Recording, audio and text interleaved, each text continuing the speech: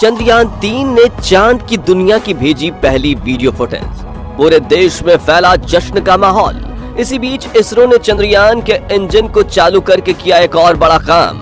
अब चांद को छूने से बस कुछ कदम दूर है हमारा चंद्रयान। दोस्तों, 15 अगस्त अब बहुत नजदीक है और जल्द ही हम आजादी का जश्न मनाने वाले हैं। लेकिन इसके साथ ही इस बार हम सभी देशवासियों के लिए 16 और 17 अगस्त के दिन भी बहुत ज्यादा खास होने वाले हैं और इन दिनों को हम सब आजादी के जश्न की तरह ही सेलिब्रेट करेंगे।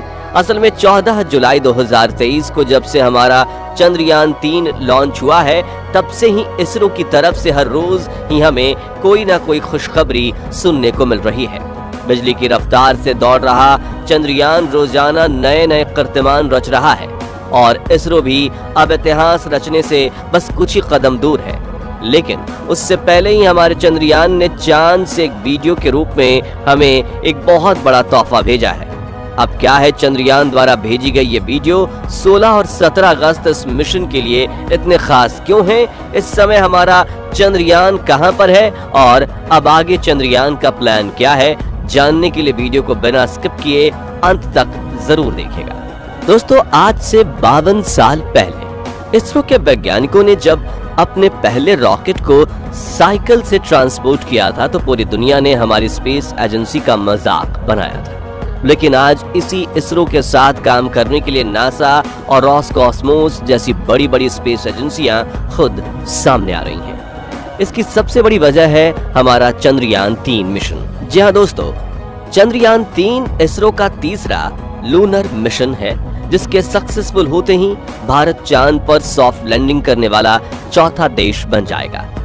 सबसे अहम बात यह है कि इसरो ने अपना यह मिशन चांद की अंधेरी दुनिया यानी कि इसके दक्षिणी ध्रुव पर भेजा है, जहां आज तक नासा भी नहीं पहुंच सका है। ऐसे में हमारा भारत चांद के इस हिस्से को एक्सप्लोर करने वाला दुनिया का पहला देश बनने जा रहा है। तो अब सवाल ये उठता है कि अपने गंतव्य की तरफ बढ़ रहा चंद्रयान इस समय पर कहां है और इसने हम सबको क्या खुशखबरी दी है? असल में दोस्तों, चंद्रयान पृथ्वी के ऑर्बिट से निकलकर ट्रांसलूनर हाईवे को पार करते हुए चांद के अंडाकार ऑर्बिट में पहुंच चुका है और अब तेजी से चांद की सतह की ओर बढ़ते हुए इसके चक्कर लगा रहा है। ताजा अपडेट के अनुसार 6 अगस्त को रात के करीब 11 बजे चंद्रयान को 170 × 4313 किलोमीटर वाले चांद के दूसरे ऑर्बिट में सफलतापूर्वक पहुंचा दिया गया था। लेकिन इससे पहले 5 अगस्त को जो हुआ वो बहुत ही ज्यादा खास था, क्योंकि इसी दिन चंद्रयान ने हम लोगों को अपने इस सफर का सबसे बड़ा तोहफा दिया। असल में हुआ ये कि 5 अगस्त के दिन चंद्रयान का ट्रांसलूनर ऑर्बिट का सफर पूरा हो रहा था और इस दिन इसको चांद के ऑर्बिट में प्रवेश करना था। कहने में भले ही आसानी हो, लेकिन यह काम हद से ज्यादा टेक्निकल और नाजुक था। इतना कि एक छोटी सी मिसकैलकुलेशन भी पूरे मिशन को बर्बाद कर सकती थी। दरअसल वैज्ञानिकों को 40,000 किलोमीटर प्रति घंटे की स्पीड से आगे बढ़ रहे चंद्रयान की गति एकदम से धीमी करनी थी। साथ ही उन्हें ख्याल रखना था कि गति इतनी धीमी ना हो कि चंद्रयान चांद के ऑर्बिट में प्रवेश ही ना कर पाए, क्योंकि ऐसा होने पर चंद्रयान चांद को छोड़कर हमेशा के लिए अंधेरे अंतरिक्ष में कहीं गुम हो जाता और स्पीड कम नहीं हो पाती, तो ये सीधा ही चांद की सतह पर क्रैश भी हो सकता था। मामला बहुत नाजुक था और बेंगलुरु स्थित इसरो के मिशन ऑपरेशन कॉम्प्लेक्स इस ट्रैक में सभी वैज्ञानिकों के चेहरे पर अलग ही टेंशन थी। आखिरकार शाम को 7:12 पर वैज्ञानिकों द्वारा विपरीत दिशा में चंद्रयान के रेट्रो बूस्टर्स फायर किए गए। उन्होंने इसके ये इंजन 18,035 सेकंड्स यानी कि करीब 30 मिनट तक चालू रखे। असल में दोस्तों, वैज्ञानिक की कैलकुलेशंस के अनुसार चंद्रयान को लूनर ऑर्बिट में डालने के लिए उसकी गति को घटाकर 40,000 से 3600 किलोमीटर प्रति घंटा करने की जरूरत थी। और खुशी की बात यह है कि हमारे वैज्ञानिकों ने समय रहते ही ऐसा करने में पूरी तरह से कामयाबी हासिल की। नतीजन चंद्रयान को सफलतापूर्वक चांद के ऑर्बिट में स्थापित कर दिया गया, जिसे साइंस की भाषा में लूनर ऑर्बिट इंसर्शन यानी LOI कहा जाता है। यह मिशन के लिए एक बहुत ही बड़ी कामयाबी है। और एक तरफ लोग एक दूसरे को इसकी बधाई दे रहे थे, लेकिन अभी लोगों का ये जश्न खत्म भी नहीं हुआ था कि चंद्रयान ने दूसरा तोहफा उन्हें दिया। और ये तोहफा था एक वीडियो जो चंद्रयान ने चांद के ऑर्बिट में जाने के बाद कैप्चर करके हमें भेजी थी। इस समय आप अपनी स्क्रीन पर जो तस्वीरें देख रहे हैं, ये चंद्रयान 3 द्वारा भेजी वही ओरिजिनल फुटेज है। इस वीडियो को देखकर यह एहसास हुआ कि वाकई अब हमारा चंद्रयान चांद पर भारत का झंडा लहराने के बस चंद कदम दूरी पर है। लेकिन अब सवाल ये रहा कि 16 और 17 अगस्त को ऐसा क्या होने वाला है जिसे मिशन के लिए इतना खास माना जा रहा है, और अब आगे चंद्रयान के प्लान किस तरह आगे बढ़ने का है। सबसे पहले तो आपको बता दें कि चंद्रयान कुल मिलाकर चांद के 5 ऑर्बिट कंप्लीट करेगा और हर एक पूरे होते ऑर्बिट के साथ अगले ऑर्बिट का आकार छोटा होता जाएगा। साथ ही हमारे वैज्ञानिक धीरे धीरे करके इसकी गति को भी कम करना जारी रखेंगे। अब अगर अभी की बात करें तो इस समय चंद्रयान चांद की तीसरी कक्षा में है और हो सकता है कि जब तक ये वीडियो आपके पास पहुंचे ये चौथी कक्षा में भी पहुंच चुका हो। 9 अगस्त के दिन दोपहर करीब 2 बजे तीसरी कक्षा में ये पहुंचा था।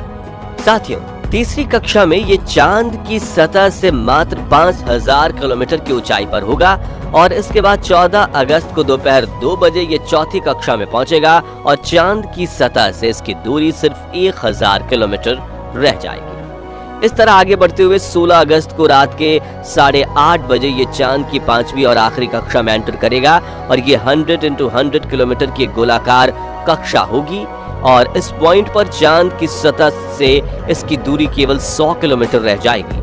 यही वो पल होगा जो इस मिशन के सबसे अहम पड़ाव में से एक है।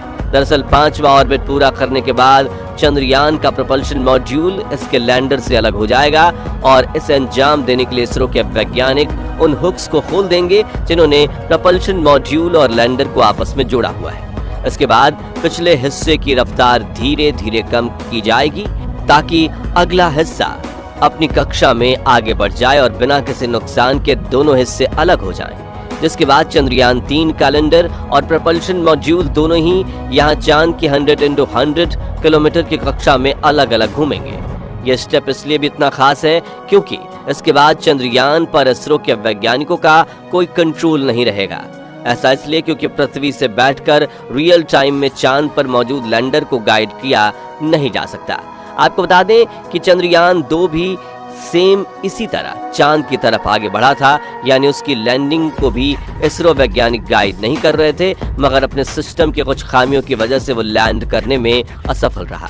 यही वजह है कि इस बार चंद्रयान 3 के लैंडर में इन सभी खामियों को दूर करके एक बेहद एडवांस कंप्यूटर सिस्टम लगाया गया है। आपको बता दें कि इस बार विक्रम लैंडर में लेजर डॉपलर वेलोसीमीटर यानी कि LDV और लैंडर हॉरिजॉन्टल वेलोसिटी कैमरा यानी कि LHVC जैसे जबरदस्त तकनीक उपकरण लगाए गए हैं जो चंद्रयान को एक सुरक्षित जगह पर लैंड कराने में सक्षम होंगे और हेल्प करेंगे।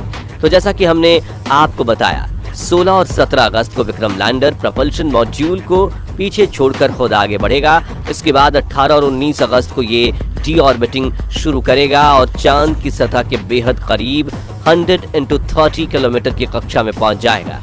इसके बाद इसका काम लैंडिंग के लिए सही जगह ढूंढकर उसकी तरफ बढ़ना होगा। दोस्तों, इस दौरान चंद्रयान की गति घटकर 7 किलोमीटर प्रति घंटा हो जाएगी और इस तरह अपने रेट्रो बूस्टर्स को फायर करते हुए 23 अगस्त के दिन शाम 5:47 पर हमारा चंद्रयान चांद की सतह पर उतर जाएगा। यानी 15 अगस्त को आजादी का जश्न मनाने के सिर्फ एक हफ्ते बाद पूरा देश एक बार फिर जश्न में डूबा होगा। दोस्तों, भारत को इस मुकाम पर लाने और चंद्रयान को धरती से चांद पर पहुंचाने में हमारे इसरो के वैज्ञानिकों ने बहुत ज्यादा मेहनत की है। इसलिए हम सभी को ये कामना करनी चाहिए कि इसरो अपने इस मिशन में जरूर कामयाब हो। अगर आप भी 23 अगस्त के दिन इसरो को कामयाब होता देखना चाहते हैं तो कमेंट बॉक्स में जय हिंद जरूर लिखें। बाकी आज के इस वीडियो में बस इतना ही, और वीडियो पसंद आई ही होगी तो जल्दी से वीडियो को लाइक और शेयर कर दीजिए। साथ ही ऐसी ही कमाल के वीडियोस देखते रहने के लिए हमारे चैनल को सब्सक्राइब करके पास वाली घंटी को जरूर बजा दीजिए। धन्यवाद।